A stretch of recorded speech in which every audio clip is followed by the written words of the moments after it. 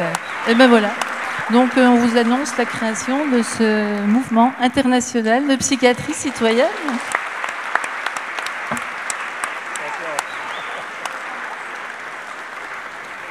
Disons que depuis quelques années, au Québec en particulier, nous sommes à l'ère du rétablissement, ce que nous appelons le rétablissement en santé mentale ou en anglais le recovery. Et moi, aux États-Unis, je suis au Yale Program for Recovery and Community Health. Le rétablissement, en l'occurrence, est un mouvement essentiellement anglo-américain qui conditionne d'importantes réformes des systèmes et politiques de santé mentale. Et un peu ce que souhaite faire également la psychiatrie citoyenne. Et lorsque j'en parlais à mes collègues à Montréal, je pense que la meilleure façon d'introduire un nouveau modèle, c'est de faire voir à quel point des pratiques déjà en cours peuvent s'inscrire dans un tel mouvement, pour ensuite éventuellement voir comment compléter, disons, le continuum de services avec peut-être de nouvelles activités, mais d'abord et avant tout voir comment ce qu'on fait déjà peut s'inscrire par rapport à des mouvements de réforme progressistes. C'est la première fois qu'un colloque de cette qualité est construit, organisé dans une perspective, avec un projet qui a été écrit, dont nous n'avons pas discuté tous les aspects. Enfin, c'est la première fois que ça arrive quand même. C'était quelque chose d'en avant et non pas simplement une discussion sur nos malheurs actuels.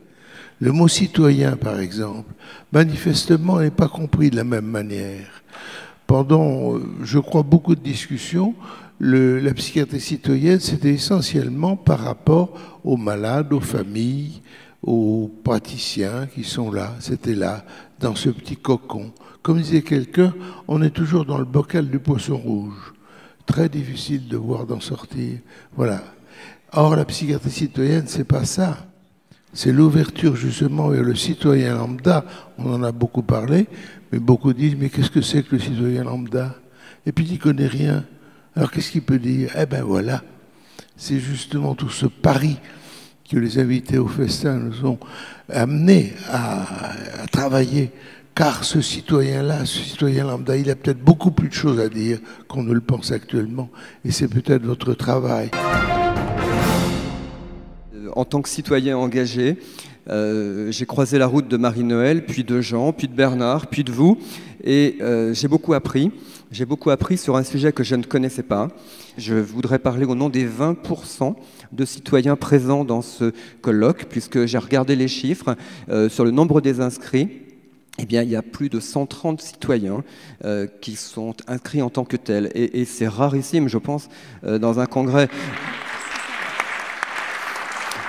Voilà, on a 620 inscrits dans ce colloque, qui est, je crois, un chiffre tout à fait honorable, et 120 citoyens, une centaine d'étudiants. Voilà, je pense que là, la mixité est réelle. Donc ça, c'est formidable. J'ai été bluffé par la qualité des interventions, la qualité des intervenants. J'ai été bluffé par la présence des institutionnels qui vraiment sont extrêmement présents. Et je pense que quand on parle de psychiatrie citoyenne, eh ben oui, en effet, Marie-Noëlle a raison, c'est les élus qui nous représentent, et donc c'est important qu'eux aussi, à un moment, ils fassent leur boulot.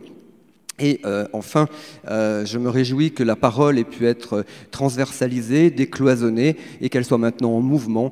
Donc voilà, je vais rentrer chez moi très très heureux de ces 2 jours. Merci infiniment à vous tous, et merci à Marie-Noëlle, à Bernard, à Jean, et aux invités au festin.